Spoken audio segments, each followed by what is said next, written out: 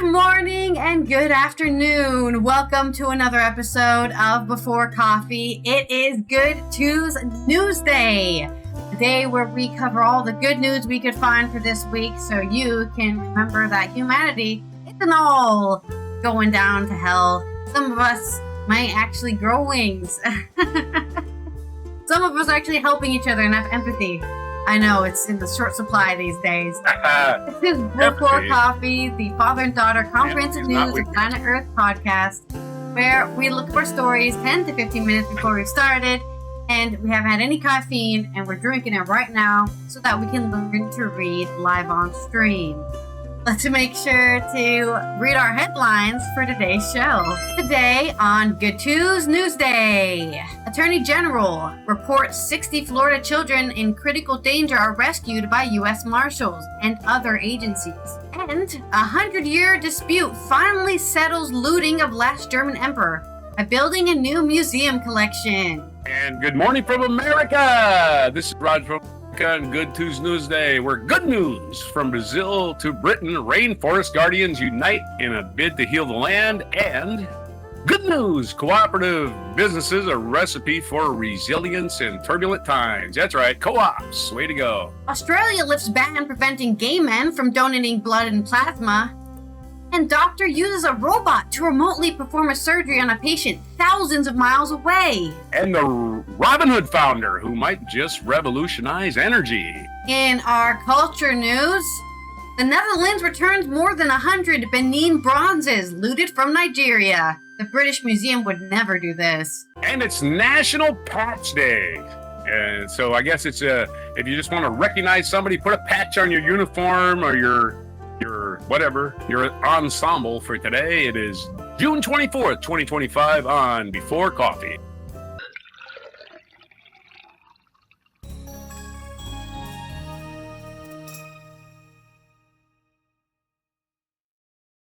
Get your Before Coffee patch by watching this episode. You get your Good Tues Newsday badge. Put it right there on your shoulder. Patches. The Army loves patches. They got patches on their shoulders, patches on their uniform. And I was in the Marine Corps, I had 0 patches. Nothing. Not one. 0. You're not cool enough. The Marine Corps didn't allow it, man. It was just okay. regulations at the time. Yeah. No patches, not even your name. Army put your name right over your breast pocket. Not in the Marine Corps. They probably do now, but not when I was in. They're like, I was the anonymous bullet stopper as far as they were concerned. Anonymous bullet stopper. All right. And with that joke, let's go ahead and get our segue wheel rolling so we know what segue. That's reality. It was my reality. You call it a joke. Okay, got it. All right. Well, it's a joke now because it's in the past. You're joking about something. It was a joke then. I know it's a joke. I was making another sarcastic joke.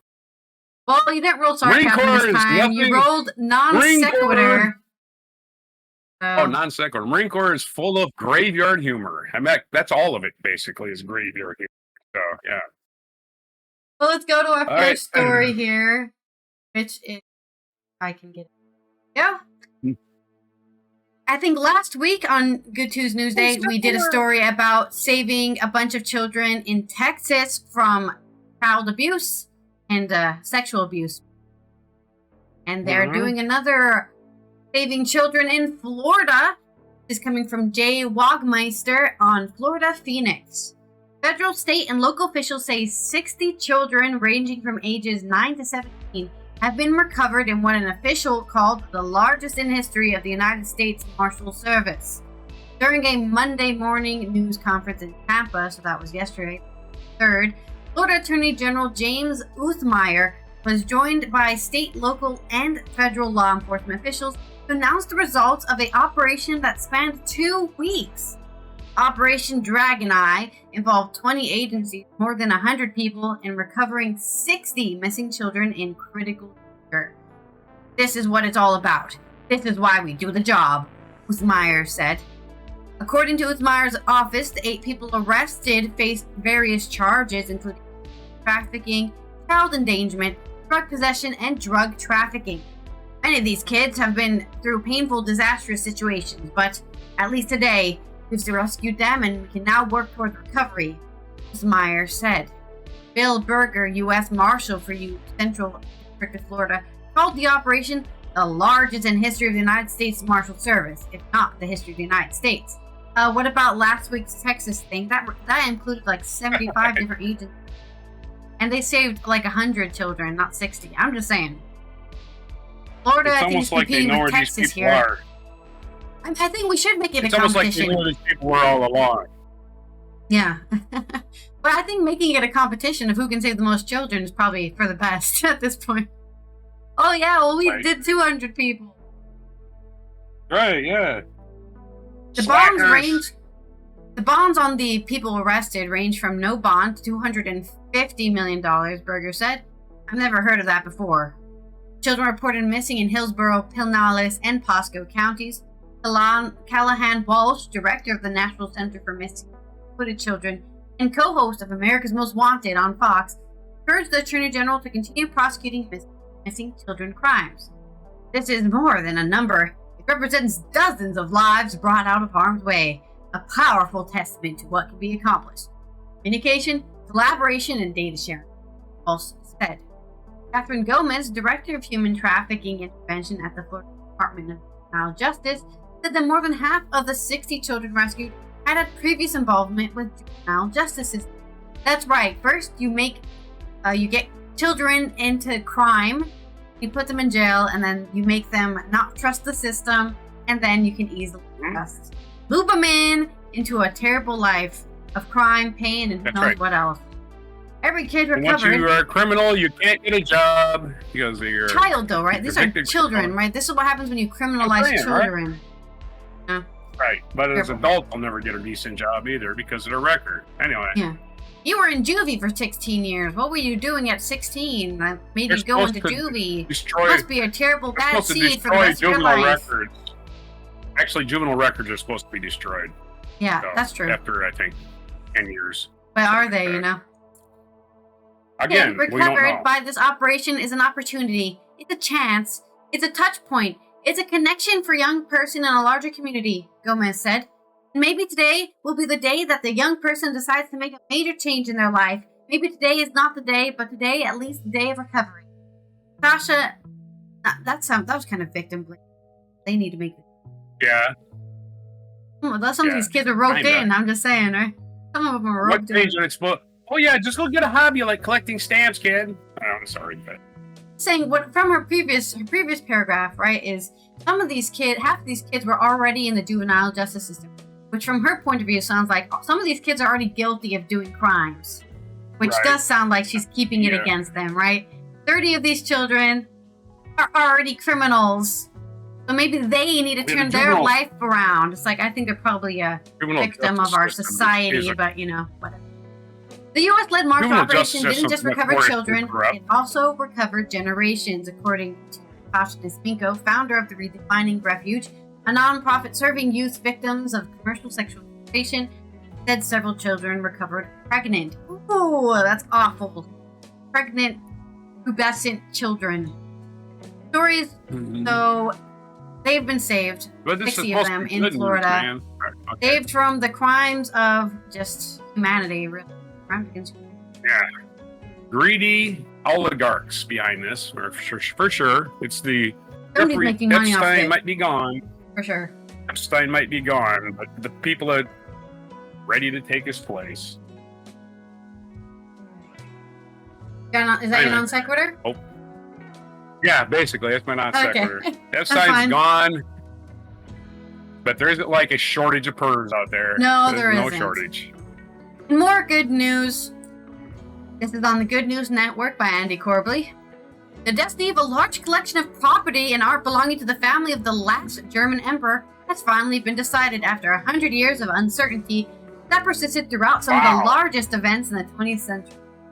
The story centers around the Hohenzollerns, the royal family of Prussia that included Kaiser William II, who ruled the newly united Germany during the First World War. The long-ruling family, whose ancestry can be traced by the 11th century, had many royal properties such as castles and palaces, as well as collections of furnishing, artworks, and archival materials, seized at various points throughout the decades. The great-great-grandson of William II, Prince George Friedrich Ferdinand of Prussia, began a legal campaign in 2014. How can you be a prince of a place that doesn't exist? That's cool. Well, it is a place. Saying Prussia no longer exists. It wasn't just Germany. Prussia wasn't just Germany. It was also Austria. I think parts of Poland and the 20th Poland segregation or whatever, separation. You think war would have settled all that, right? But it didn't. Okay. I'm still a prince in my own heart. Cases were brought and lost, and killed and debated, all while hoovering up money on both sides of the court aisle. Then, in 2023, Prince George abandoned all the lawsuits, and a decision was made with the states of Berlin and Brandenburg to settle the matter out of court. Now, in May, the House of Hohenzollern and the Culture Ministry have announced the establishment of a new non-profit foundation that will manage the cultural heritage of the family for the benefit of the German people. 2,000 works of art, 19th century artifacts formerly owned by the family will be held in a collection of museums run by the Prussian Palaces and Gardens Foundation and the Prussian Cultural Heritage Foundation. Yet again, a place in the country that no longer... the thing is about Prussia, right, is it's a lot like the U.S., it's a lot like Mexico, it's a bunch of states that were collected together into one country. Some people who didn't want to be there, right? So it's like if we were celebrating, I guess in a way, there's probably Soviet Cultural Heritage Foundation. Well, it's still a place, just like Wales. Like Wales is a place, right? Yeah. And we have a Prince of Wales, don't we? So I think it's still a region. It isn't like it stopped existing as a region. We're Prussian, right? We're Prussian by extraction, right? My German ancestry explicitly does not exist as a region. That's all. Like parts of Poland, parts of Austria, parts of Germany. It's I bet you Russia tries to steal it someday. I bet you. That's probably Ukraine too, right? I don't know I'm not very good on my Prussian history, so I apologize for any Prussians that I insult in this article. Mm-hmm. Right. Yeah. Well, the German Historical Museum is to be managed by a 9-member board that includes 3 representatives of the family called the Hohenzollern Art Property Foundation. Culture Minister Wolfram Wellmer called the agreement an enormous success for Germany's heritage and for art audiences. For 100 years, there was perpetual uncertainty about the objects that are central to the history of art and collecting by Prussia. Therefore, through German history, with the agreement, we have ended a conflict that has cost both sides time, money, and energy over many years. In 2023, when Prince George announced he was abandoning the litigation, he hoped that dropping the claim would open the way for an unencumbered historical debate on the role of his family in the 20th century following the end of the monarchy. The role he refers to was sticking point underpinning the whole 100-year dispute. The story begins with the Treaty of Versailles, which everyone knows about if you know your World War I history, saw an end to World War I, unconditional surrender of Germany. The Kaiser was to abdicate and the monarchy to be abolished. He exiled himself to the neutral Netherlands, while some 70 states, palaces, and castles, some of which date back to as far as the 13th century, gradually were transferred to ownership of the German states. As the Weimar Republic crumbled under the weight of the hyperinflation and civil unrest, National Socialists rose to power. With them rose the idea of the former Kaiser that Hitler may consider restoring the monarchy. So I'm sure they helped. Fast forward to the end of the Third Reich, and the land and territory formerly belonging to the Hohenzollerns fell under the control of the Soviets, and disappearing behind the Iron Curtain. Fast forward again to the end of the Soviet Union, and the reunification of Germany. William II's descendants immediately began petitioning to have property confiscated by the Soviets returned to them. This is when a key part of this arose. Post-World War II German law stated that any person, family, or organization that aided and abetted the Nazis and sought restitution claims against former East Germany would have the claims dismissed as a penalty for that support. And I'm sure that William II's descendants supported the Nazis because they were like, we might become Kaiser again. We might be, he said he's bringing us back. So, unfortunately, since approximately 1994, the German state government and the Hohenzollerns have been in a debate, aided by academics, about just how far William II's support went for Hitler, whether it was genuine or feigned, and whether it was substantive or not. Like, yeah, this guy's cool. Okay, you supported him. You can't get any of your stuff because you said he was cool that one time. Reports from DW suggest that the debate was more or less divided between four prominent German historians, with two arguing that it may or may not have been genuine, but if it had been, it wasn't substantial. Two arguing that it did have a measurable impact on his mission, it was significantly genuine. Yeah, you said you supported him, which gave him enough voting power to become, the great leader. So you fucked up. Prince George, in the case of the dispute, has argued that it is nonsensical to deny the property claims of all Hohenzollerns based on the action of one member, even if he was head of the family, who was exiled in another country and largely powerless to influence back home. That, in other words, the sins of the father should not be borne to the son.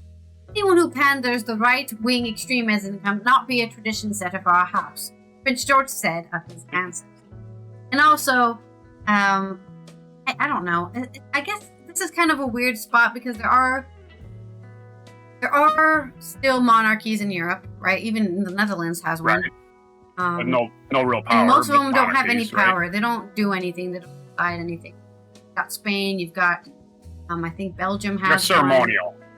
Sweden still They're has ceremonial. one. You want an official ceremony, you got to have some monarch up there to wave whatever, the scepter. But the difference, of course, with that is that they're ceremonial still. Whereas this one, where the German emperor was completely kicked out of power completely, right? Gone. You're out of here. You're exiled. And no one ever claimed the throne back. No one was ever like, can we reestablish some sort of monarchy? That never happened. They went straight, and this is probably due to American influence, right? The whole Cold War influence and stuff. You need to go democracy right now, they told West Berlin, and East Berlin was stuck in the Iron Curtain, and they had to become a country again, and that also got in the way, and they probably, elected a president of Germany or chancellor or whatever, and then that was over. No chance for any sort of leader to take the mantle from them. Maybe there was, but So there probably was, but they became a country instead of a bunch of little kingdoms, right? Yeah. So they were already united as a country. Yeah. The Holy Roman Empire was a bunch of tiny kingdoms and contained within the German landscape, yes. Which a lot of them aren't even part of Germany anymore, but I'm sorry. Sorry, I'm talking too much. No, you can do a non sequitur. We're done. Well, non sequitur's a little long. I've done a lot of research on the Knights Templars in my time, and it's a fact that the Holy Roman Empire had their own Knights Templars called the Teutonic Knights. Yes, the Teutonic Knights. They settled in where? They settled in Prussia, right? So Prussia's known for having the Knights Templars and different from the Knights Templars, these knights are actually allowed to get married and have children, didn't have to take a vow of celibacy, because who would join, right? Yeah. So these Teutonic Knights, I know for a fact that my great-grandfather David Stewart was a Knights Templar, not one of those, I went to battle type. It was ceremonial. He was also a Freemason. My great-grandfather was also I'm sure. Hey, I'm serious. It's in their obituaries. He was a member of the Warsaw branch of the Knights Templars. He was also a Freemason. It's in both of their obituaries, so I'm not making this up. And my dad's mother is Prussian. So I'm just saying, man. A lot of Knights Templars in my background, so I had a lot of interest in the subject. And I found out that Prussia was actually, the Holy Roman Empire's version of the Templars. Anyway, there's your non sequitur. Well, that was a long one. I told you it was long. There you go. We got the history of the royal family and the history of the Stuart family, I guess. Right, at least my branch, right? At least my dad's branch, mom. Yeah. Whatever you are. My dad's mom. My grandma was from Prussia, is what I'm saying. Her parents let's roll our next both of her sets of segue wheel. I like moving to this one now. The double. Although she wasn't born in Prussia. Her parents were born in Prussia. Both of her parents were born in Prussia. We'll do a mixed metaphor for your story. Okay, we'll do the short story first. We'll do the short story first because that's quicker. This is from Positive.News. Robin Evelai. From Brazil to Britain, Rainforest Guardians unite in a bid to heal the land. Yeah, this is about stuff that's going on now. Indigenous leaders from the Amazon have joined the UK conservationists in Dartmoor, offering a message of hope for rainforest restoration. Indigenous leaders from the Amazon have just journeyed to the UK's Dartmoor in an act of global solidarity for rainforest restore. I can't talk now. Rainforest restoration. That's the part of the show. Yeah. Hold on. Staff from the Woodland Trust were joined by representatives from communities including Ashanika and Guarani in Bucklandwood, a 110-hectare swath of temperate rainforest in Devon's Dart Valley. And this is in England, by the way. It's not in the freaking South America. It's in Devon, which is a region, I guess, of... I'm not familiar with England all that much, but I imagine it's a region of England. The trust has announced a £2.8 million appeal to buy the forest and fund its restoration. The habitat is one of 2 locations in the UK that are home to an internationally rare lichen. It has the potential to support the threatened species such as bats, otters, and dormice. Discussions of hope and solidarity were the main themes of the transcontinental visit, which began with traditional prayers from the Ashanika people who live in the Brazilian-Peruvian border. The group also found common ground in issues such as fragmentation facing UK rainforests as well as their counterparts in South America. Alexandrina Ayako, a spiritual leader from the Ashanika, emphasized that restoring the land must go hand in hand with restoring people's relationships with nature, cautioning that no environmental will succeed without deeper connection. Yeah, go touch grass, everybody. Speaking after the visit, at the end of April, Sam Manning, Woodland Trust's Rainforest Recovery Project officer, said, "As a forest conservationist, today is one of the most emotionally moving days of my life, and listening to the wisdom of the Guarana and the Ashanika on the riverbank wasn't particularly deeply moving and inspiring." Piyako added, "Restoring nature is not easy. I believe this is the first step and a good one." So there's just a quick story on the rainforest in the UK you did not know about, perhaps, but there it is. It's a rainforest, and what do rainforests do? They have biodiversity. They suck up a lot of carbon. I mean, it's local carbon. It doesn't take carbon out of the sky. It can't do that. Oh, no. But it does take carbon out. No, rainforests actually do a lot of sucking up, and it does a lot out of the... Well, not they can't take carbon out of the upper atmosphere. It's impossible. It's already too late. It's already moved on. I'm just saying, it takes it out of the immediate area, but it can't take it out of the, big sky. There's only so much a leaf can do, It doesn't not a nature's vacuum. So. I don't know if that's scientifically. It's the truth. You can't. Rainforests cannot pull carbon out of the upper atmosphere. They can. It's already too late. It's already gone on to its, it's whatever you want to call it, greenhouse gas effect. What you can do is plant more trees to keep more carbon in your area from going to the atmosphere. But catch it. Yeah, I guess. South American rainforests have no effect on any carbon put in the air in England. The forests in England have to take care of that, is what I'm saying. All right. Where's your my mixed metaphor? Now the rainforest does provide a lot of positive effects, but that's not one of them. Sorry, what's that? He's keeping his tapers in a twist. There you go. Instead of done. Right. There you go. Next story, a longer one, but it's also about people cooperating, right? It's also about people that, hey, we might have a common interest here. Let's cooperate. This is also from Positive.News. Sarah LeBrock. I think that's how you pronounce it. That's a name. Cooperative. I grew up on a farm, so I know all about cooperatives. You pool your resources to, say, buy a combine for harvesting, and there you go. You only got 1/10 of the expense you would have had. More than 180 years ago, the foundation was pioneering a new business model. Today, come economic strife or extreme weather, the global cooperative movement is stronger than ever.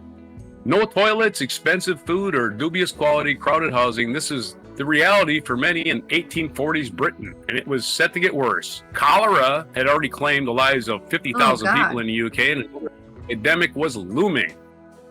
Cholera, oh yeah. Unclean drinking water. We know what the cause of that was. It was particularly bad time for the economy, says Liz McIver, manager of a UK-based cooperative Heritage Trust. People were out of work and certain areas faced starvation. Something had to change, and the Rochdale pioneers knew it. A group of 28 artisans and cotton weavers from the area that today forms part of the Greater Manchester wanted to start cooperative society in order to provide their community with affordable, unadulterated food. That's the important part.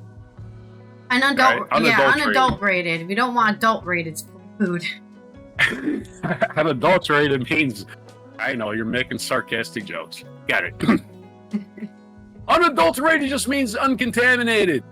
Help build a fairer future. Join the thousands of social investigators. Well, that's a stupid ad. Anyway, but that wasn't the full thrust of the internet.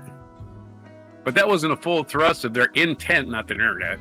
That was not the full thrust of their intent. They were determined to harness the albeit limited power of class wage for the benefit of working class people, explains MacGyver. MacGyver, great name. This was about, he's got to be ingenious. His name is MacGyver. This was about much more than food, but improving opportunities and quality of life. In short, by forming the Rochdale Equitable Pioneer Society, or the REPS, or REPS, the first cooperative of its day, to find real success, they built a business that could improve life for their communities. Their small grocery shop started by selling only flour, sugar, oatmeal, and butter. It opened just before Christmas in 1844. Any profit was shared among member owners. But the cooperative movement took root. By the end of the 19th century, there were an estimated 1,400 co-ops with 1 million members in Britain. And in 1895, the International Cooperative Alliance was set up in London to unite the global co-op community. Today, these businesses employ some 280 million people around the world, 10% of the employed population. Think about that. According to Cooperatives UK, approximately 3 million co-ops with an astonishing 1.2 billion members, more than an eighth of the world's population, exist internationally. Yes. Pool your resources, everybody. That's what it's about. That guy owns a combine, that guy owns a tractor, that guy owns a plow, that guy owns a truck. Just y'all get together and y'all just share it. And again, you don't even have to share the profits. You just share the expenses. Think about it that way. Shared Interest is a UK-based social lender that supports farmers and handcraft producers in 47 countries around the world. From sphagnum moss farmers in Peru to coffee farmers in Rwanda, the organization provides finance for smallholder communities that collectively provide around a third of the world's food, but are often stuck in cycles of poverty. The blueprint for the cooperative model was formed more than 180 years ago. Rochdale, a cultural and geographic context vastly different to that of the organization's shared work interests with today, and yet this type of business structure and principles behind it make a lot of sense for smallholder farms, according to Patricia Alexander, Shared Interest Managing Director. The farmers and artisans we're working with are in very remote, disparate areas, she explains. By creating cooperative, it helps them form a stronger community and a powerful collective voice. They might harvest from one farm one day, and then they'll all go and harvest on another farm another day. Instead of working independently, they're working together as a group to benefit each other. For fair trade certified producers who must form cooperatives in order to become certified, the fair trade premium has proved invaluable. The extra sum paid to help improve producers' quality of life may go towards new schools or clean water infrastructure. Well, it may go straight into their pockets for profit too. I'm just saying. Yes, the good news is you can actually improve your. That would be nice, huh? New schools, clean water. How about that? You know what new schools provide? Education. Education provides money eventually. And clean water, well, that speaks for itself. If you don't have clean water, you ain't going to live. Working cooperatively can also help build much needed resilience in the face of changing climate. And again, source to clean water is a key in this changing climate. Alexander explains that she has seen a knock-on effect whereby farmers who invest in technology to help insulate them from the climate crisis influence others to spend their money that way. When they see the advantage that this investment has made, they all follow on. Of course, if you can share the expenses and the profits can be used to do other things, yeah, you're definitely gonna be part of that. Being part of a larger cooperative is instrumental in getting a fair price as well. Uganda-based coffee producer Bokonzo Organic Farmers Cooperative, or BOCU, which Shared Interest has supported since 2014, is a second-level cooperative. That means it negotiates prices, undertakes marketing, and manages export on behalf of 13 smaller primary cooperatives. So they've circled their wagons and had smaller cooperatives provide I would say, economic buffer for harder times. That's another thing it provides that they're not even bringing up. Having this tiered system is crucial for small-scale farmers who don't speak English or have negotiating skills necessary to secure a good price, notes Alexander. Of course, English is essential in any global negotiation because that's one of your languages. Spanish or English, pick one. Without BOCO, farmers would end up selling locally or to coyotes, or unscrupulous buyers who walk around with bags of cash. Being part of BOCO has proved a boon for its members, but life remains hard. Tourists see a very different Uganda to the one that in these remote villages, says Alexander. These villagers don't have anything, but they want to share everything with you. So they're so welcoming and open. I have no idea how they manage in these tough circumstances, but the sense of community is just incredible. I tell you how they manage, because they have decided that being super wealthy is a goal for selfish assholes, and they just want their communities. I mean, here's the truth. You can't be super wealthy without exploiting people and treating them like trash. Exactly. So, right. they have empathy. Right. We're celebrating more empathy, human empathy. Woo! Yeah, don't forget, the super wealthy exploit the laws that they ignore. And they always will. Anyway, your segue. My segue is... Here we go. This is the best thing since mixing apples and oranges. This is a co-op. Yeah. Is that right? All right. I'm telling you, man, ancient ideas are sometimes the best. And this one, to me, is the oldest idea, right? It's for sure. Yeah, England, they can take credit for inventing it in 1840, but in the old days, if you had a farm that produced corn and you had a farmer across the other side of the whatever county needs corn for his cows, you could work on a barter system or share resources to make sure you both succeed. I don't see why this is so complicated. In America, we put forward this idea that we're all freaking Clint Eastwood cowboys and we go succeed on the road. Yeah. If I just have enough guns, I can succeed on my own. Oh shit, I'm a failure. Let me get more guns. Yeah, that's me. I'm Clint Eastwood. You know, Clint Eastwood isn't even Clint Eastwood. You know that? He's an actor. Didn't he die at the end of that or something? He almost never dies in his movies. I mean, I'm just thinking about that.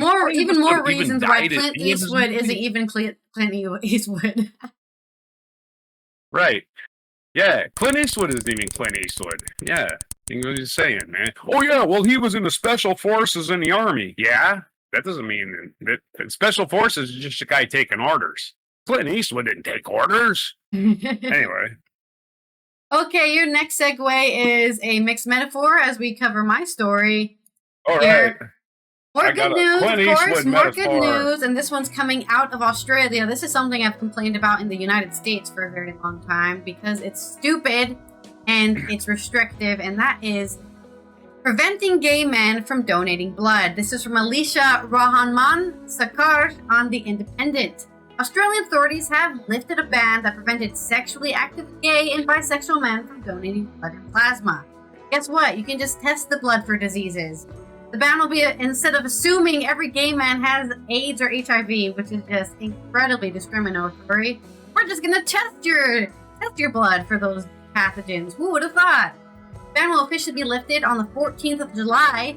Maybe we can make a new holiday, making Australia the only, this is the kind of sad part about this, the only country in the world to remove all sexual activity-based restrictions for blood and plasma donation. Previous rules barred gay and bisexual men and the transgendered women who have sex with men for donating blood. What about women who have sex with men? They can get HIV. They can get AIDS. No. It's only the gay people. Yeah, right. Lesbians, I guess, can't get AIDS or HIV. You know what it is, right? This is a thing against sodomy, aka anal sex. And I guess why everyone does it. It's not just gay men. But we're going to pretend it's only gay men who are going in over there. Yep, totally. The rules were initially introduced to decrease the risk of HIV transmission through blood from higher risk groups. Lifeblood, the National Agency for Donation Services, formerly known as Australia's Red Cross Lifeblood, estimates the rule change will allow more than 600,000 people in the country to donate plasma. Lifeblood said the rule change meant most people, including gay and bisexual men and anyone who takes PrEP or pre-exposure prophylaxis, will be able to donate plasma without a wait period, provided they meet all other eligibility criteria. Extensive research and modeling shows that there will be no impact on the safety of plasma supply with this change, the National Blood, Breast Milk, and Microbiota Donation Service added. Wow, we're listening to the people who did studies? Woo! However, people taking the HIV prevention drug will only be allowed to donate plasma, which is totally different from... But plasma has a lot of uses too. It's not just, still very useful. And they will be barred from donating actual platelets. People with HIV or those with a partner with HIV will be the only group prevented from either. Blood with no longer ask men if they have had sex with men in the past 3 months. Instead, they will be given the same questions about sexual activity, regardless of their gender or sexuality. So, are you having sex with anybody who has a blood-transmitted disease? No. Okay, well, you can donate blood. Wow, that was easy. People with new or multiple partners will also be able to donate if they have not had any anal sex in the 2 months. I'm sure they asked that question to straight women, by the way. I'm sure they said, have you had anal sex in the last 3 months? But they could have just, they could have just been doing this the whole time, right? They could have just been asking everyone the whole time. And then ask everybody and they just lie. So whatever. They're still testing your blood for pathogens anyways. Be honest, people. So. Just like any law, you only catch the honest people. Yeah, exactly. Those in a sexual relationship of 6 months or more with a single partner will be able to donate blood. Lifeblood said that blood donation questionnaire change need a little bit of work and will be implemented in 2026. We're excited to be able to welcome more people from across the community into our donor centers for next month. Lifeblood Chief Medical Officer Joe Pink told Breakfast. We now anticipate at least an extra 24,000 donors and 95,000 extra donors of plasma to be made each year. Said the organization was in the process of taking steps for implementing the new gender-neutral assessment, including work with state and territory governments to change the donor questionnaire. Heath Paintner, the chief executive of Health Equity Matters, said change potentially unlocks thousands of donations of life-saving plasma. Members of the LGBTQIA+ community can now help those whose lives depend on plasma donations without a donation deferral period. Paintner was quoted by Australia Broadcasting Corporation. So, congratulations, Australia. The only place that's like, wait a minute, this shit is old-fashioned from the 80s, the 1980s, when I think these rules officially went into when the whole epidemic happened. Finally cleared all of that. Done out of false information. Like, I'm not saying HIV and AIDS isn't dangerous, but it's actually incredibly more curable now. And I'm not saying, so we should just spread it around. I'm not saying that either. But there was a lot of false information spread during the AIDS epidemic. Going just like with our COVID pandemic, right? We had a lot of false information. And unfortunately, some people passed laws based on that false information.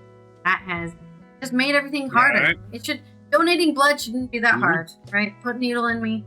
Hey. I'm not at risk of giving anyone any blood diseases, and that's all you should need to know. They banned it. They used to ask in the United States if you were an immigrant from Haiti. Really? Because they all have AIDS, HIV, right? Huh? Yeah, because that was one of the high risk groups because they found it in a lot of intravenous drug users in Haiti. So whatever. Not the intravenous drug use share needles are one of your big spreaders. But nobody's going to admit to that either. Nope. Anyway. You have a mixed metaphor for me? Well, mixed metaphor, yes, kind of mixed, but it's just more of a simile. It's kind of like, the German measles, which is also called rubella. It's like, oh my God, we can't take blood from German people. They might have German measles. That's your mixed, not your mixed metaphor. Anyway. All of them must have measles, all of them. My next story is more good news, of course, because it's Good Tues Newsday. And we're going to talk about performing surgery remotely with a robot all the way in Africa from Florida. Wow, technology. Wow. This is the stuff we need technology for. From Rachel Dobkin on The Independent, a doctor in Florida has used a robot to remotely perform surgery on a cancer patient thousands of miles away in Africa. Which means, people aren't going to have to take a plane journey just to get the best quality care, right? Which, to be honest, America has been losing its quality care stamp for a while now. Now you don't even have to go there. Just get a robot. Buffering for 20. Yeah. Buffering. Vipul Patel, the medical director of the Global Robotic Institute at Orlando's Advent Health, recently performed a prostatectomy, which removes part or all of the prostate, on Fernando da Silva of Angola. ABC News reported in an exclusive story from medical correspondent Dr. Darian Sutton today on the 25th of June. Da Silva, 67, was diagnosed with prostate cancer in March, and in June, Patel cut out the cancer using a transcontinental robotic telesurgery. Surgery was a success, according to ABC News. Prostate cancer is very prevalent in Africa, Patel told the network, adding, in the past, they really hadn't monitored it well and they hadn't had any treatment. The doctor said the surgery was a long time coming. We've been working on this reality for 2 years. Patel said, we traveled to the globe looking at all the right technologies. Da Silva was the first patient in a human clinical trial approved by the Food and Drug Administration to test the technology. Surgeons have used a multi-dollar robot to operate on patients using enhanced vision controls before, ABC reported, but they are often near the patients when operating the machine. They don't have to worry about lag and they're disconnected. Patel used fiber optic cables to test the technology at a long distance from his patient. Almost half the world, right? 2,000? From Florida to Africa? Nigeria is kind of in the middle of Africa.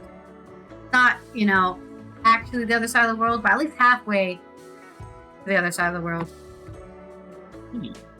There was no perceptible delay in my brain, the doctor said. Oh, no delay, he's saying. 0 delay. That's impressive. The surgical team was in the operating room with Da Silva, just in case they had to jump in. We made sure we had a plan A, B, C, and D. I always have my team where the patient is, the doctor said. In case something went awry with telecommunications, the team would just take over and finish the case and do it safely. Reflecting on the surgery, Patel called it a small step for a surgeon, but it was a huge leap for healthcare. He said that there goes our metaphor. He said the humanitarian implications are enormous. Internationally, obviously, there are so many underserved areas of the world, the doctor said, adding that rural communities in the U.S. could also benefit from this technology. He continued, emergency room physicians will have technology that can be remotely accessible to surgeons, maybe even the ambulance, where people can get remote interventions as they make it to the hospital. Hill said he will submit the data he collected from the surgery to the FDA in hopes that he can do more telesurgery. Oh man, now if you're a world-renowned surgeon, you're going to be on call 24/7, right? Oh, we could just get you on the robot. We need you for a brain surgery in Azerbaijan in the middle of nowhere. Okay. Let me get on the little robot here. Nah, I think like most surgeries, it's going to be something that you plan in advance, right? Your surgery will be on the 19th of June. See you at 6 a.m., Right. But at least they don't have to move. Don't have to move an entire hospital, right, to get an environment to do these surgeries. One little robot with all the tools needed.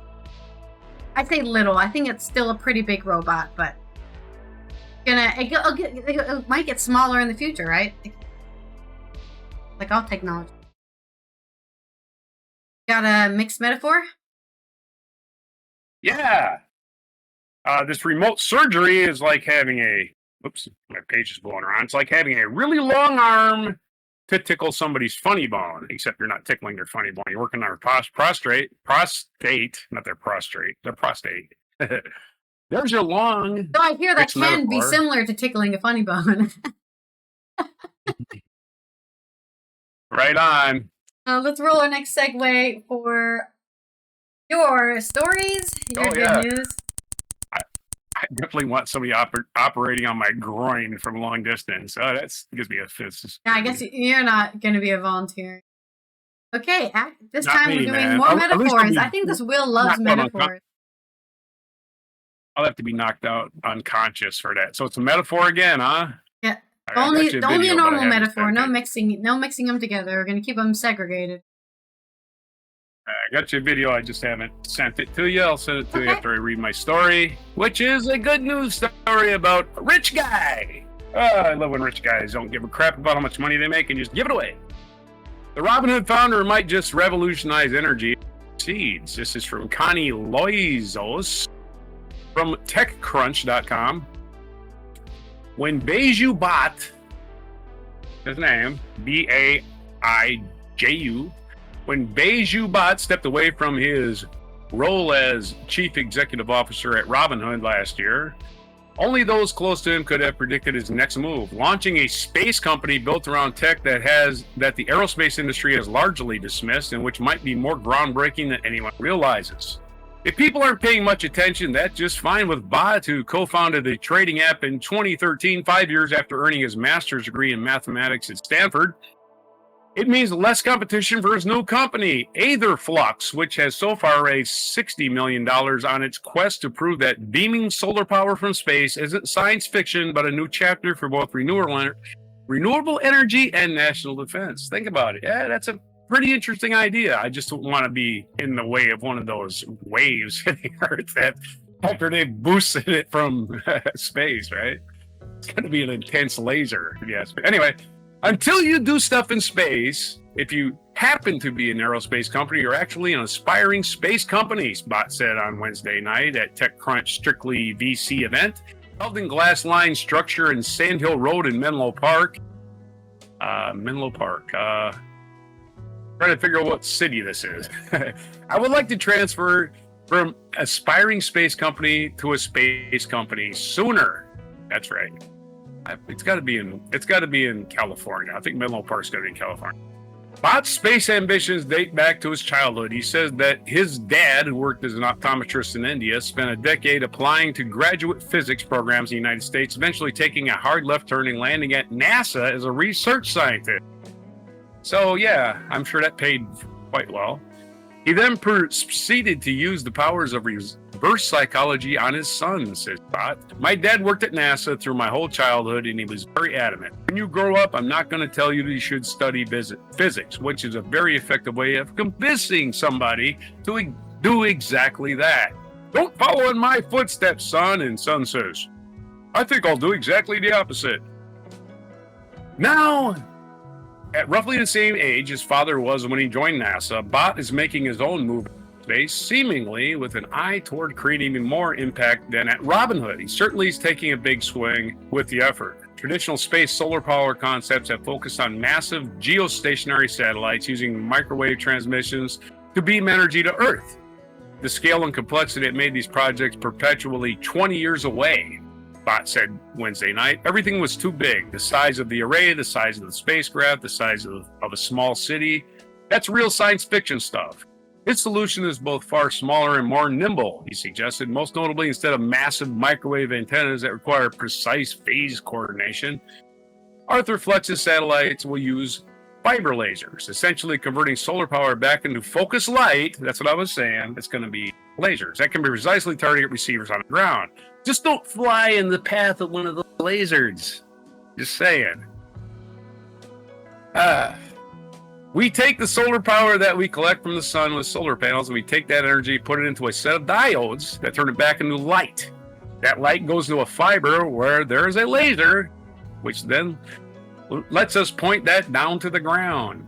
The idea is to launch a demonstration satellite in June of next year. While Bott envisions eventually building a true industrial scale energy company, he's starting with national defense. With national defense. National defense. In fact, the Department of Defense has approved funding for Ultraflux's program. Oh, that's you want to talk about a cabinet, a part of government that is unlimited fund?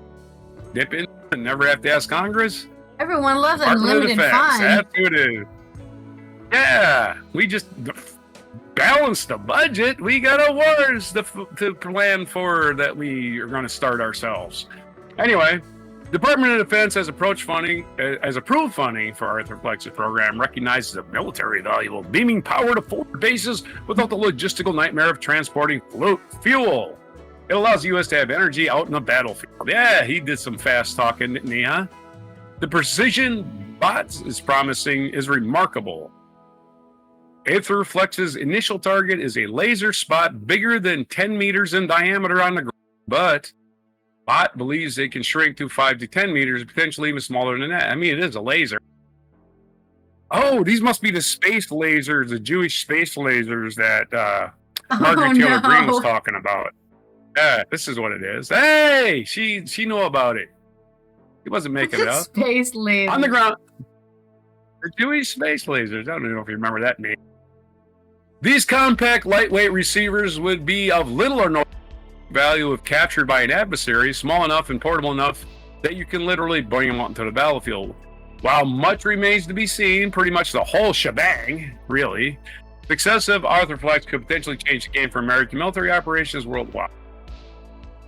So why hasn't someone already done what Arthur Flex is attempting? As noted last year in Space News, a 2007 study found promise in the approach and recommended more research, but no one acted on the report. Bott said he wasn't aware of it. Either way, to Bott, it's kind of overlooked opportunity that an outsider is well positioned to seize. Indeed, in addition to his own father, Bott said he draws inspiration from someone else who has proved, here we go, that if you're curious and willing to work hard, you can master multiple industries. I don't know about mastering shit. He's talking about Elon Musk, who has mastered absolutely nothing, and they keep acting like he's some kind mastered the grift. He's so smart. That's why he's mastered. Yeah, he's mastered the grift and stealing money from the government. He's mastered that. Other than that, I don't know what he's mastered. Conning people? For sure. The grift. That's what it's all about. Like you said, grifter Elon Musk the outsider perspective is actually an advantage. As if Elon Musk is an outsider. That's complete horse shit. Of course, unlike the illiterate fast mentality of companies like Robinhood, roll out and sometimes roll back software features, space hardware involves much higher stakes. You only get one shot when your satellite launches. We built one spacecraft. We bolt it to the fairing inside of the SpaceX rocket. We put it in space, and it detaches, and then the thing better work, Bott said. You can't go up there and then tighten the bolt. Asked during a sit-down how he pressure test that spacecraft, Bott said that Arthur Flex is pursuing a hardware-rich approach, which means building and testing components while refining design. That right balance is not waiting 5 years, 10 years, 15 years, 20 years, as is the case with many important space programs, he said. People's careers are often sometimes shorter than that. He also noted that if Aether Flex succeeds, the implications extend far beyond military applications. Space-based solar power could provide base-load renewable energy or solar power that works day and night anywhere on Earth. That might mean turning upside down the ways we currently think about energy distribution, offering power to remote locations without massive infrastructure investments and providing emergency power during disasters. Aether Flex has also hired a mix of physicists, mathematicians, and engineers from Lawrence Livermore Labs, Rivian, Cruise, and SpaceX, among other places. And Bott said 25-person organization is still hiring. If you're a kind of person that wants to work on stuff that's super, super difficult, please come and contact us, he told the attendees. Well, if it's super, super difficult, then nobody's going to be disappointed when we fail. Look at it that way, right? Oh, we're back to the drawing board. We just spent $10 million and failed, and well, again, let's try it again. Anyway. Bott has more than his reputation riding on what happens from here. He self-funded Arthur Flex's first $10 million, and he says he also contributed to a more recent $500 million round that is led by Index Ventures in Interlagos. Arthurflex's timeline is aggressive, too. They plan to launch a demonstration satellite precisely 1 year from now. Means that it's basically around the corner. Basically, again, is a unnecessary word. And around the corner is a metaphor. Still, there's a prototype for Bot's approach. GPS started as a DARPA project before becoming ubiquitous civilian infrastructure. Similarly, Arthurflex is working class with DARPA's beaming expert, Dr. Paul Jaffe, who Bot called a pretty good friend to our company. Jaffe also works with other companies developing similar technology, positioning DARPA as a bridge between military applications and commercial potential. Yeah.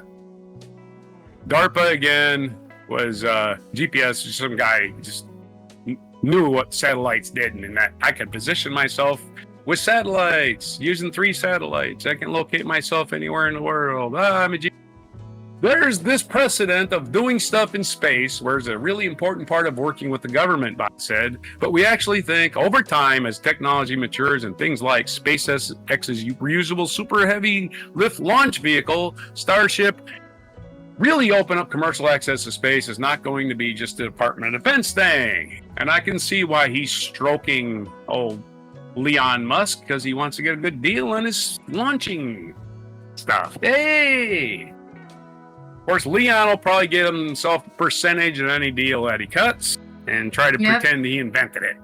Like he does with everything else. He touches and turns to shit. Leon's turning Tesla to shit since he's been in it, so we'll see what he does if he helps this guy. Probably turn it to shit, too. Other SpaceX launching a bunch of space junk, at least some of it could be useful. So where's your segue? I guess this is just a bit, just a glimmer of hope right there. So just a glimmer. As despite with their space lasers.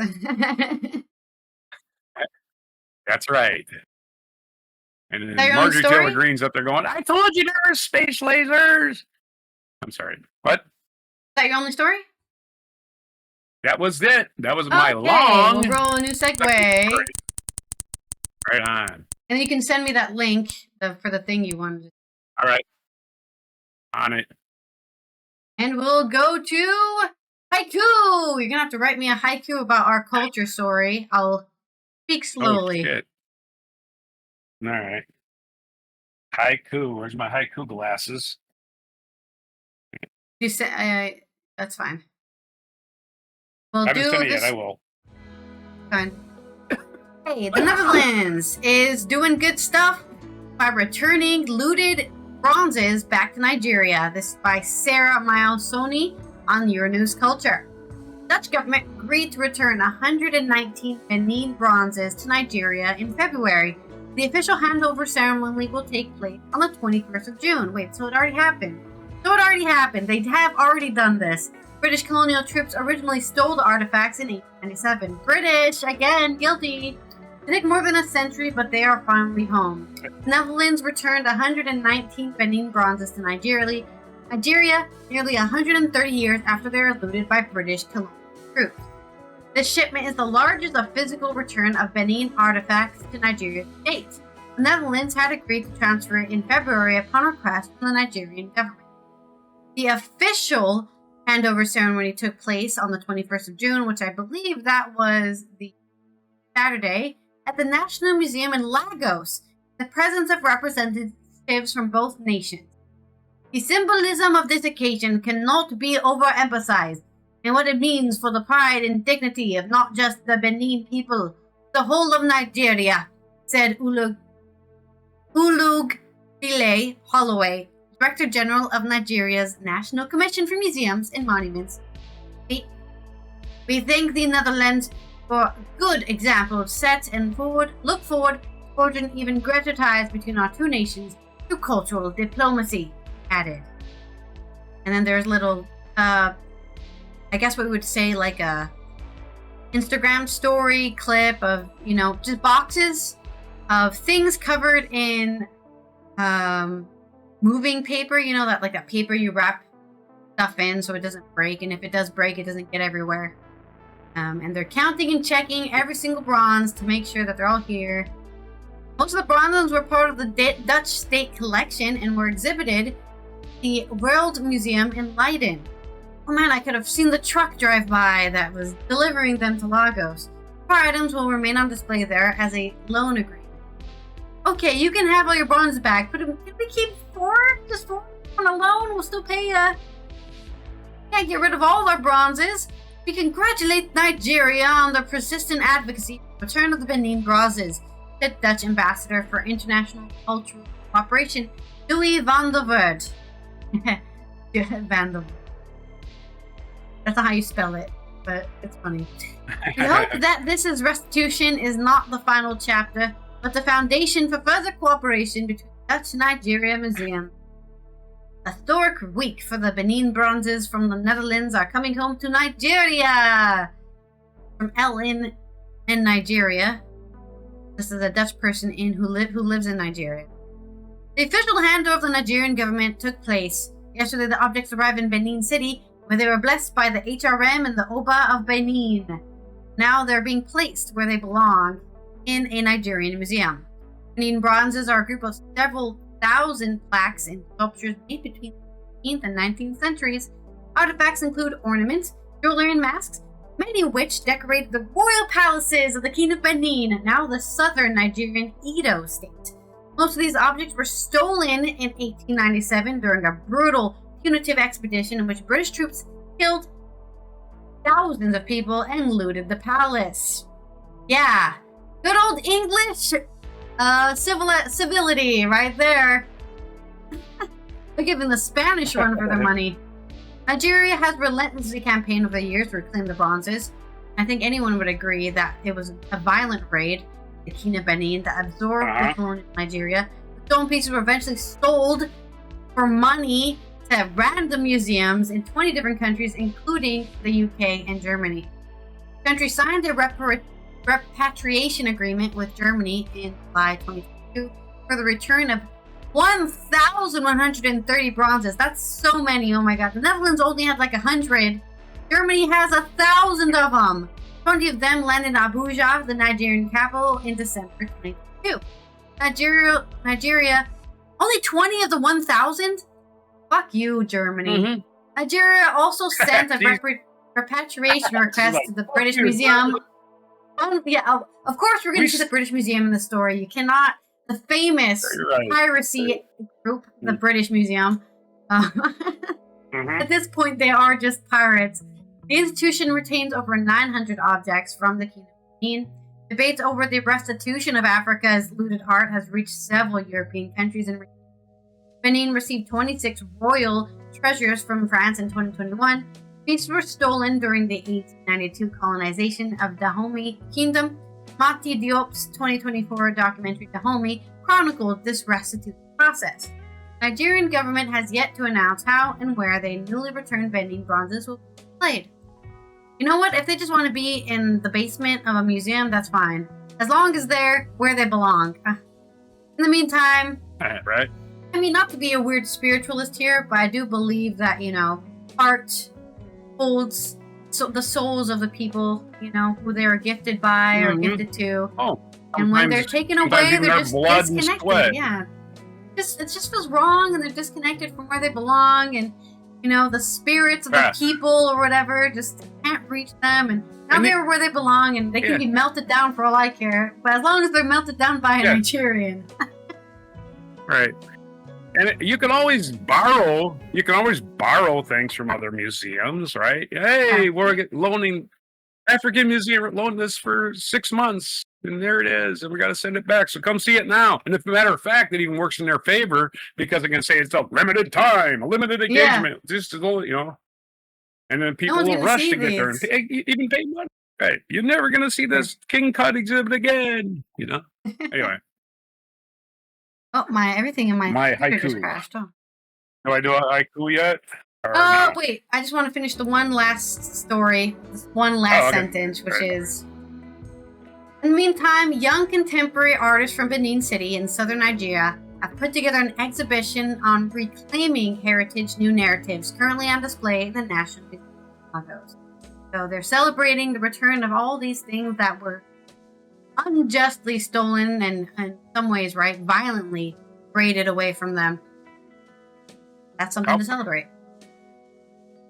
Yeah, there's a non sequitur for you too, because my African ancestry and some of yours comes from Benin. As I look at my DNA chart, so really? recent. Okay. I know everybody's. I know everybody's from Africa. The Mali Empire was pretty big. Mali and Benin are West Africa, but yeah, that's for my African DNA, because I am an African American because of the 1% rule. Okay. Even though I don't look it. No, the 1% rule existed in Jim Crow era. Serious. So yeah, it was a thing. We're all African Americans at that point. You're not prosecuting African Americans. Recently, again, everybody, but a recent DNA, which is easier to compare, says, I was mistakenly born with blue eyes. I mean, it's not a dominant. It's a recessive mutation. Gene in my it's family. Not even really a gene. It's just a random mutation that you can have a high chance of mutating. It's a recessive gene. You're a mutant, basically. If you get a brown. We should be eating you, not black people, really I say. Mutants can actually reproduce, so I'm not a mutant. Not even human. You've got blue eyes. It could be a harmful mutation, but it does replicate. It definitely is not useful. No, I would say it's not very useful. All right, so spin the wheel, and we'll get on to this day in history. Well, your haiku, dude. You say your haiku? That was it. Did I do it? Okay. All right. I thought you just did me a non sequitur. I'm doing it. Hold on. I'm doing it. Collected remains from. I can't put my glasses on now. I can't read what I just wrote.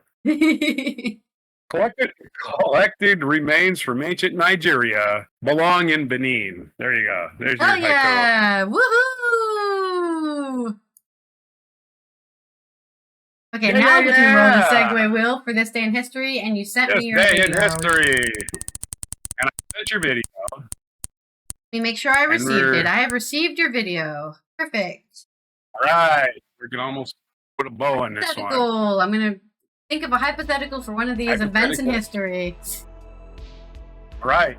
You got a lot of ammunition to choose from here. I kind of feel like I give you almost too much ammunition, right? 1497, this day, John Cabot, who is a brother, I think, of Sebastian Cabot, became the first European to set foot in North America since the Vikings. As far as we know. Right? We have no idea. Well, the only one we have a record of. In 1519, doesn't say where he was, though. I wonder where John Cabot landed. It had to be somewhere, I don't know, it was the middle of summer. It could have been anywhere, right? In 1519, Theodore Beza, an author, translator, educator, and theologian who assisted and later succeeded John Calvin as their leader of the Protestant Reformation, centered in Geneva, was born. So happy birthday to him. Became the leader of the Calvinist movement, as what it was known. 1795, William Smellie. His name was actually William Smellie, Smellie. Smellie. I have no other way to pronounce that. Smellie. Say it like French, in French or something. Anyway, he was Scottish. So I don't know. The Scottish compiler of there's plenty of French Scots. Remember? Well, you gotta know what this guy did. You gotta first know what this guy did before you decide what nationality he was. The Scottish compiler of the first edition of the Encyclopedia Britannica. That's who William Really? Smellie They're celebrating themselves today. Nice. Well, somebody had to start this encyclopedia. He just said, wow, there needs to be a knowledge. The guy had to do it. He died at age of 55. I wonder how many years he spent on the encyclopedia. Probably most of them, right? Yeah, a month. I don't know, man. It would have taken a while. He started compiling. Maybe, his secretary did the rest. 1821, South American patriots under Simón Bolívar defeated Spanish royalists on the plains near Caracas, Venezuela in the Battle of Carabobo as the as the natives and the settlers started kicking the Spanish out of South America. Yeah, fuck colonialism.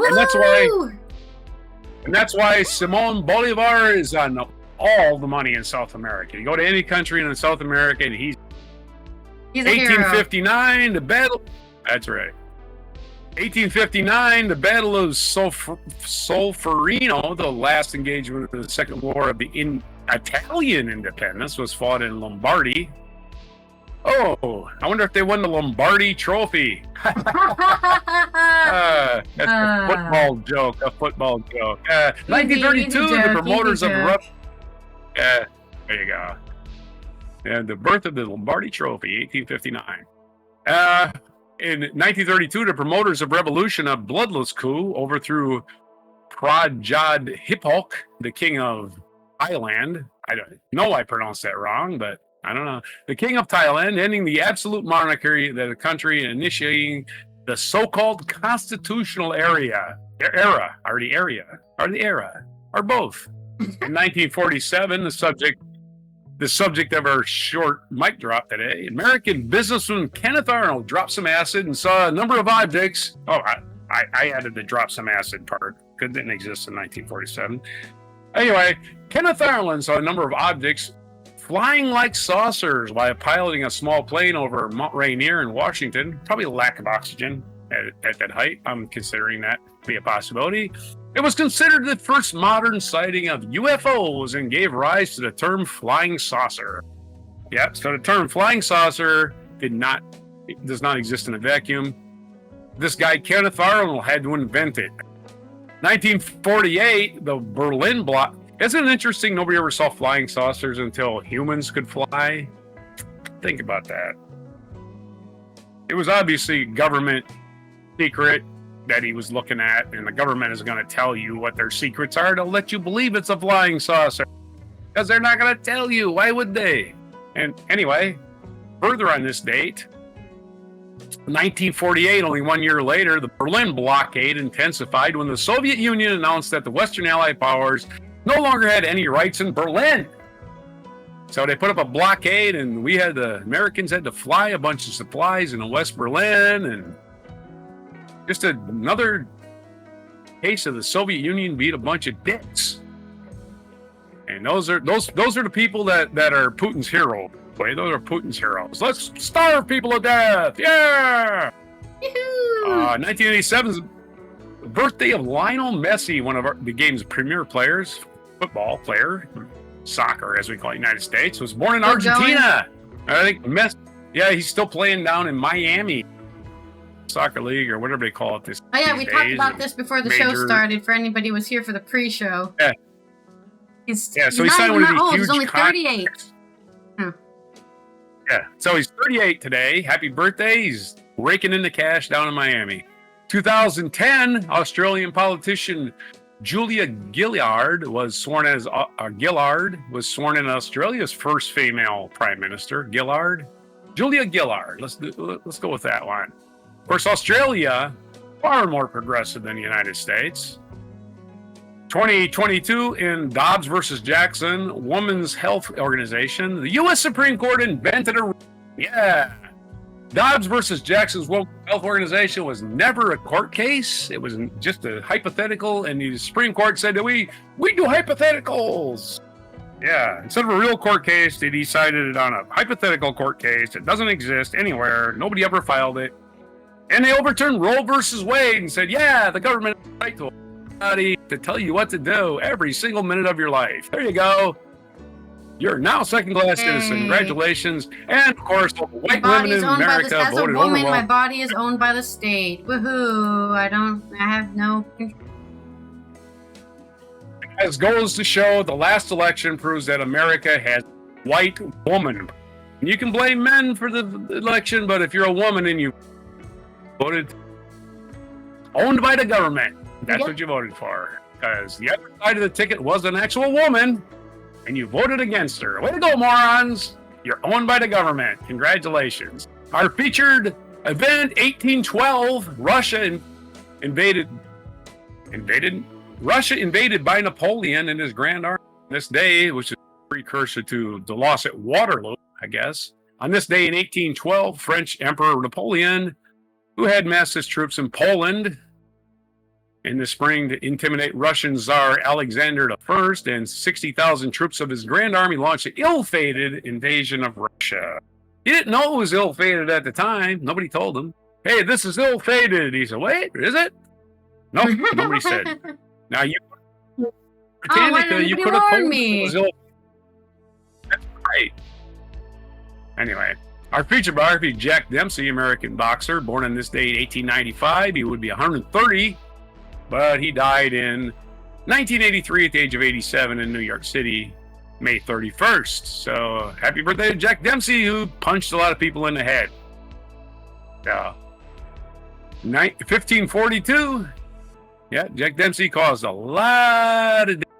1542, St. John of the Cross, the Spanish mystic, was born. Other birthdays, Ambrose Bierce, American author, born in 1842. We did Jack Dempsey. It's Mindy Kaling's birthday. She's turning 46 today, born in 1979, American actress, comedian, and author. And we did Messi's birthday, and the National Day calendar is next. National Patch Day.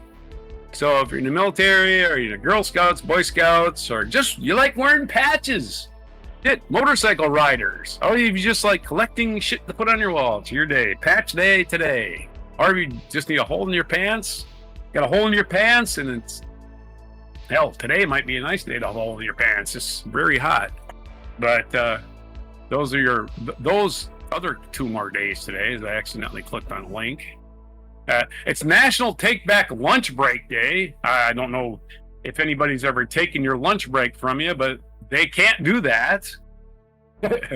So take back your lunch break. Body. You know what? Just kill me right here. Fuck you. Yeah. Put off your cell phone, ignore work, ignore everybody, and enjoy that one stinking hour or a half hour you get today from your slave labor job. And it's National Pralines, or pralines as they call them. Pralines are basically candied pecans. So happy Pralines Day. So that's your 3 things it is today. These are mispronunciations, your history, your spins of the wheel, and your good news for June 24th, 2025 on Before Pralines. Ooh, okay. I'll have pralines for... Let's eat some pralines. My segue is going to be a little bit longer because I actually wanted to go into, here we go, the Thailand guy, right? That's the leader of Thailand who was abdicated through a non-violent coup, right? His history is really interesting. He was having everyone in Thailand learn English because he wanted Thailand to become like a really big trade partner globally, especially with England, which was, a giant in the 1800s still. So, and a lot of people didn't like that, so they kicked him out of power. He wanted to become a constitutional monarch, but they said no. So that's in a hypothetical situation, back to our German story, right?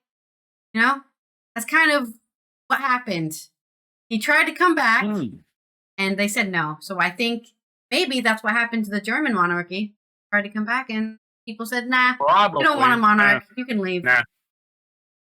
You can, and we don't care about your castles and your treasures that you want. It's not our problem.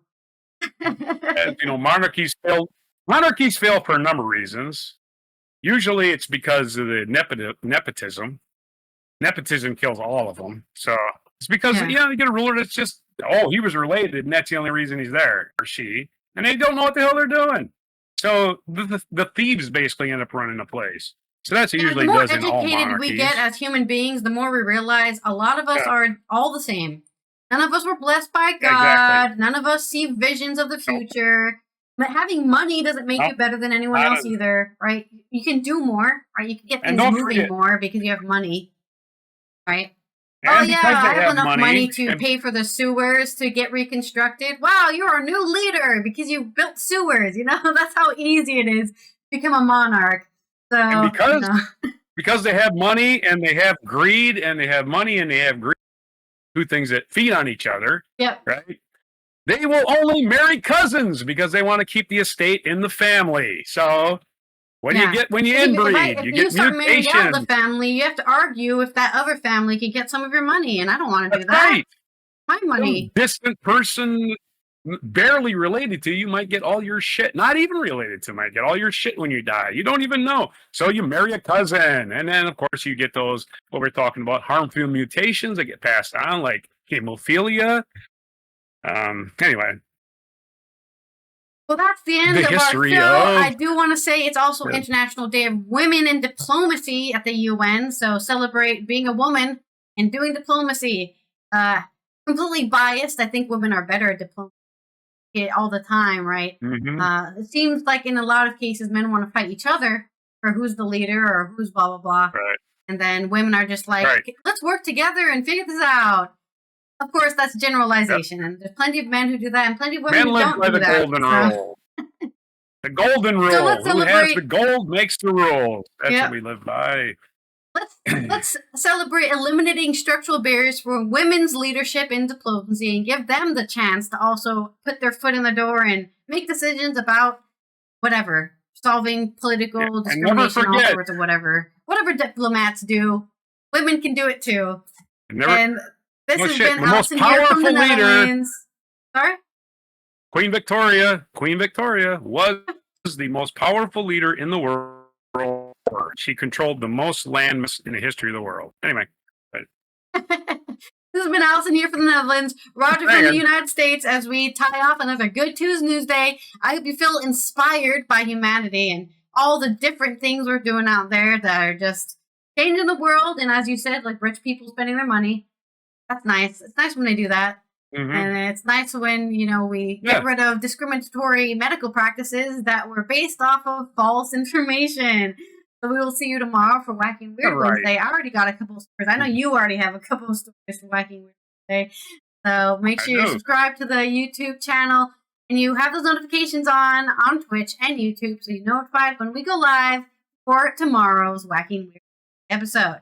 Here is our mysterious mic drop moment. What is that in the sky? Is it aliens? On June 24th, 1947, there began one of the strangest sagas of human history. On that day, Kenneth Arnold was flying his plane in the vicinity of Mount Rainier, Washington, when he caught sight of 9 mystery craft sweeping the sky ahead of him. Their speed was unearthly, and their skipping action at once registered to flying saucers. Yeah. The name stuck. He later it's said, aliens. I definitely did have an eerie feeling about the whole experience. It has to be from outer space, because humans aren't capable of inventing anything. All over the world. Humans didn't do stuff. Of course, later that year was the famous Roswell incident, which was an actual weather balloon, but the government was fine with you thinking it was a UFO. They don't care if you think it's a UFO. They want you to think that. I said that they were saucer lights. I said they flew in a saucer-like fashion. It was a saucer. It was a weather balloon. Somebody identified that weather balloon. A lot of times these pilots see their own shadow, and they think it's another aircraft. They see the sun. Oh yeah, because the distance between the sun and you. Yeah, a lot of them don't take a physics class. And they say, "What is that thing on the horizon?" That's you, dude. That's just your shadow from the sun. You know how mirrors work? That's how that works. Yeah, it's a shadow.